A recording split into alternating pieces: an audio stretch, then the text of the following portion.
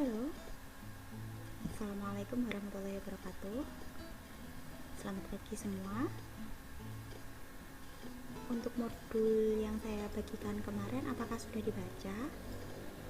Kalau sudah dibaca, apakah ada pertanyaan atau kesulitan? Jika ada kesulitan, nanti bisa ditanyakan lewat WA ya, di saya. Baik, di video kali ini saya akan membahas tentang modul kemarin. Akan saya jelaskan.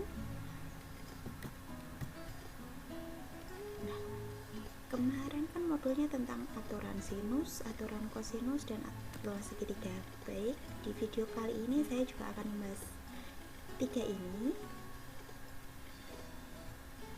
Sebelumnya ada yang sudah tahu apa itu aturan sinus, aturan kosinus, dan luas segitiga? Nah, kalau yang sudah baca pasti tahu ya. Jadi, aturan sinus. Nah, sinus kemarin kan kita sudah mempelajari ya tentang perbandingan. Jadi, perbandingan sinus itu antara sinus itu didapatkan dari sin demi sisi depan dan sisi miringnya. Jadi kalau sinus A itu berarti perbandingan antara sisi A dengan sisi C. Kalau sinus C itu perbandingan antara sisi depan dan sisi miringnya, berarti C per B. Kalau sinus B itu berarti B per C. Lalu itu kan kemarin untuk perbandingan sinus. Lalu untuk aturan sinus ini gimana sih? Aturan sinus itu juga sama seperti perbandingan sinus kemarin.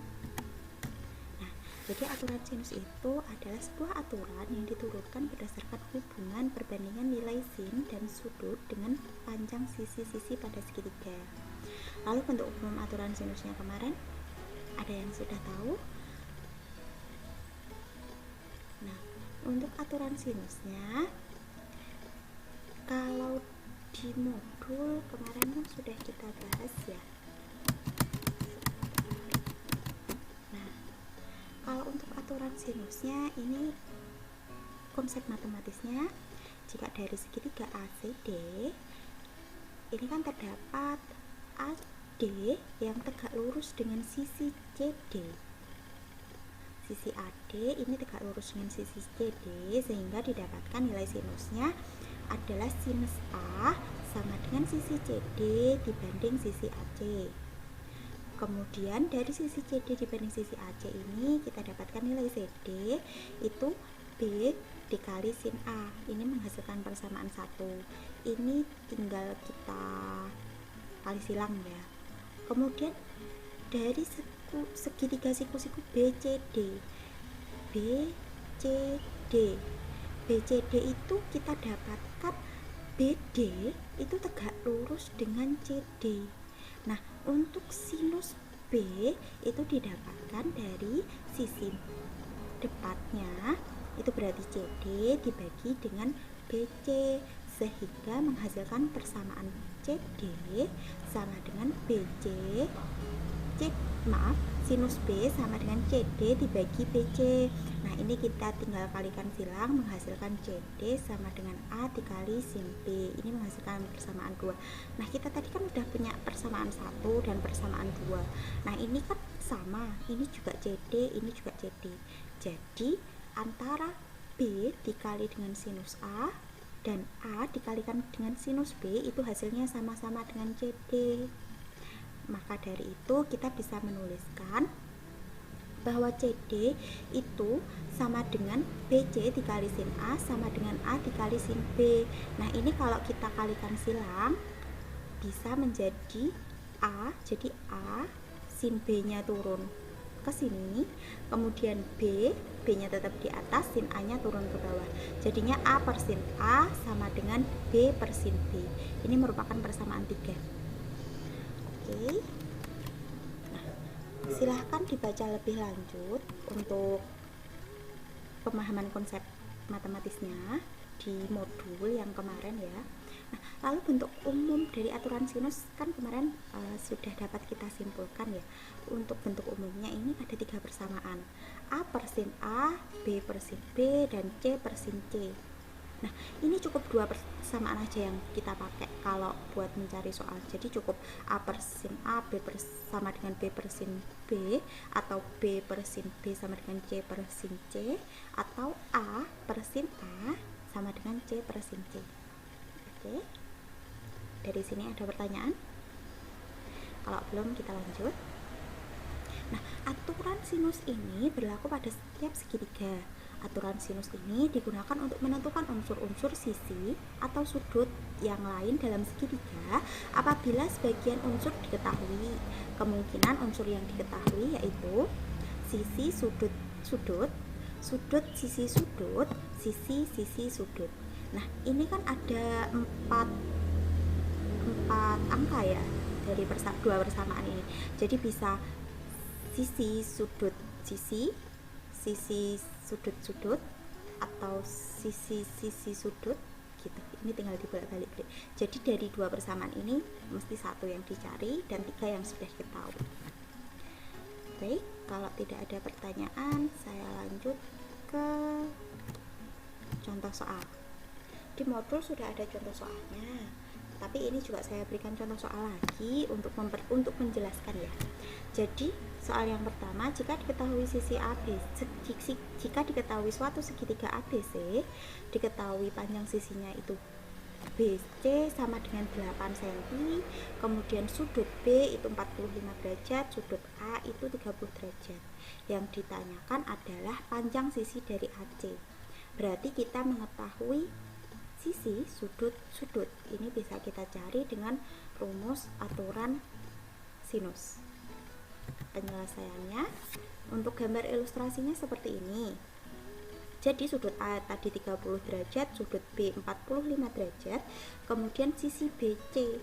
Sisi BC ini kan di sini. Nah, ini kan sama dengan A karena dia sehadapan dengan sudut A. Jadi yang sehadapan dengan sudut A itu kan sisi A ya. Nah, jadi BC itu sama dengan sisi A, panjangnya 8 cm. Lalu yang ditanyakan adalah AC, panjang AC atau sisi B. Kita ketahui kemarin. Nah, ini diketahui. Kemudian untuk yang ditanyakan, kemudian untuk rumusnya ini cukup dua persamaan saja, A per sin A sama dengan B per sin B. Yang kita ketahui A nya itu 8, sudut dari A nya 30 derajat, kemudian B nya yang ditanyakan, kemudian sudut B nya 45 derajat. Nah, ini tinggal kita kalikan silang. 45 derajat dikalikan dengan 8 dibagi dengan sin 30 derajat. Nah, kemarin kan teman-teman sudah mempelajari ya dari nilai sudut istimewa. Sudah hafal dong dengan kaidah tangan yang sin konstan itu. Nah, jadi kita tinggal kalikan saja, kita tinggal selesaikan operasi hitungnya. 8 dikalikan sin 45 derajat itu kan setengah akar 2, kemudian sin 30 derajat itu kan setengah. Nah, ini tinggal kita coret yang setengah dengan setengahnya, berarti tinggal 8 akar 2. Berarti panjang sisi dari AC atau sisi B ini adalah 8 akar 2 cm. Mungkin untuk ketulisan jadinya ini nggak kelihatan karena ada videonya ya, mohon maaf. Nah, kemarin sudah dicoba belum untuk pengerjaan contoh-contoh soal, latihan soal yang ada di modul? Kalau mau mencoba lagi, ini juga bisa. Ini ada soal lagi. Jika segitiga PQR diketahui panjang sisi PQ-nya itu 6, kemudian sudut Q-nya sama dengan 4, sudut R-nya sama dengan 120, maka tentukan panjang PR. Ini gampang banget ya teman-teman, bisa nanti langsung pakai aturan sinus, dua persamaan saja. Jadi yang ditanyakan nanti sisi PR, kemudian dibagi dengan sudutnya, kemudian sama dengan sisi PQ dibagi dengan sudutnya. Oke, silahkan dicoba, gampang banget. Yang nomor 3 juga seperti itu. Sebuah segitiga ABC diketahui panjang sisinya AB sama dengan 12 akar 2. Oh iya, mungkin untuk lebih mudahnya bisa digambarkan ya. Jadi daripada ngawang gitu lebih baik digambarkan. Bisa di kertas ataupun di PowerPoint. Ini kalau dicoret silahkan, nanti PowerPointnya saya bagikan. Untuk AB ini kan panjang sisinya, kembali lagi ya ke nomor 3, panjang sisi AB diketahui 12 akar 2, kemudian panjang sisi AC 4 akar 6, kemudian sudut C sama dengan 60 derajat. Berarti yang ditanyakan adalah salah satu sudutnya. Kalau sudah diketahui sisi sudut, berarti yang ditanyakan salah satu sudutnya. Ini hati-hati ya teman-teman, ini kan ada akar, ini juga ada akar. Dikhawatirkan nanti kalau kita kurang teliti, pernya bagian bawah, bagian penyebutnya akar itu kan tidak boleh ya, jadi nanti harus dikalikan dengan sekawan. Kalaupun nanti hasilnya tidak ada akar berarti alhamdulillah, tapi kalau ada akarnya berarti nanti dikalikan dengan sekawannya. Oke. Selanjutnya adalah aturan kosinus.